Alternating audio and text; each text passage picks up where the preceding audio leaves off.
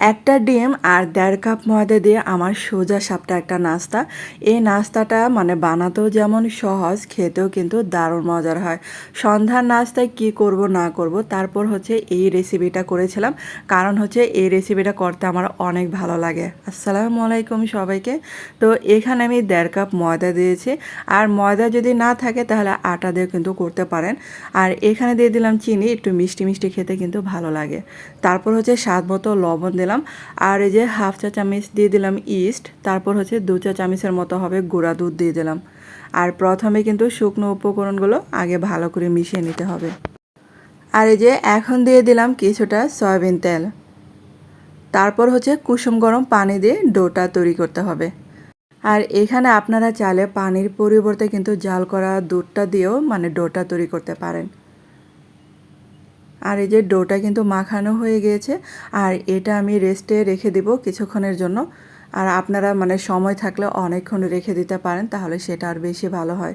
এখানে একটা ডিম দিলাম, চিনি দিলাম, তারপর হচ্ছে একটু লবণ দিলাম আর যে দুধ দিলাম অল্প পরিমাণে।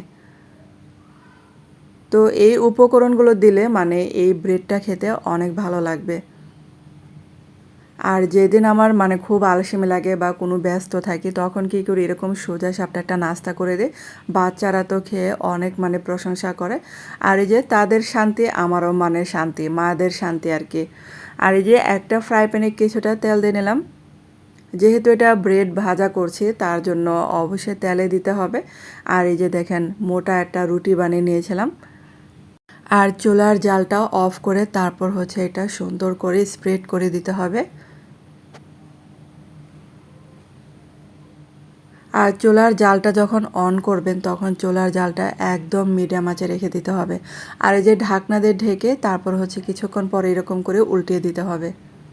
আর বন্ধুরা, আপনাদের কাছে ছোট্ট একটা রিকোয়েস্টে, যারা আমার চ্যানেল আজ প্রথম ভিডিও দেখছেন কিন্তু চ্যানেলটাকে সাবস্ক্রাইব করতে ভুলে গেছেন, প্লিজ তাদের কাছে অনুরোধ রইল চ্যানেলটাকে সাবস্ক্রাইব করে আমার পাশে থাকতে পারেন।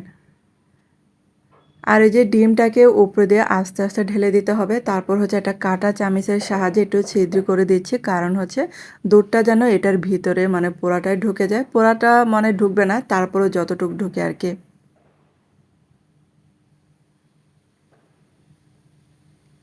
আর এখন আবারও কিন্তু ঢাকনা দিয়ে ঢেকে রাখবো কিছুক্ষণের জন্য আর কি। এখন এই যে ওই সাইডটাও উল্টিয়ে দিতে হবে।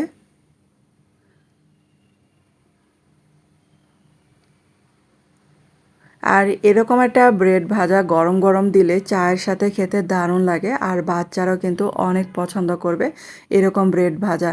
আর এখানে আর একটু তেল দিয়ে নিলাম ওই সাইডটা ভালো করে মানে ভাজার জন্য। অনেকে তো পাউরুটি দিয়ে ব্রেড ভাজা খান, তো এরকম ঘরে কিন্তু বানিয়ে নিতে পারেন সোজা সাপটা ব্রেড ভাজা। আর খেতে এত মজার, বাচ্চারা কিন্তু অনেক পছন্দ করবে। তো আপনাদেরও সময় বেঁচে যাবে। আর এই যে ঝটপট একটা নাস্তা হয়ে যায় কিন্তু। তো আজকের রেসিপিটা আপনাদের কাছে কেমন লেগেছে অবশ্যই কিন্তু কমেন্টে জানাতে পারেন। যদি ভালো লেগে থাকে তাহলে কিন্তু একটা লাইক দিতে ভুলবেন না। আর এই নাস্তাটা কিন্তু বাচ্চাদের টিফিনও দিতে পারেন। তো গরম গরম এই নাস্তা অনেক মজার হয়। তো ধন্যবাদ এতক্ষণ আমার ভিডিওটা দেখার জন্য।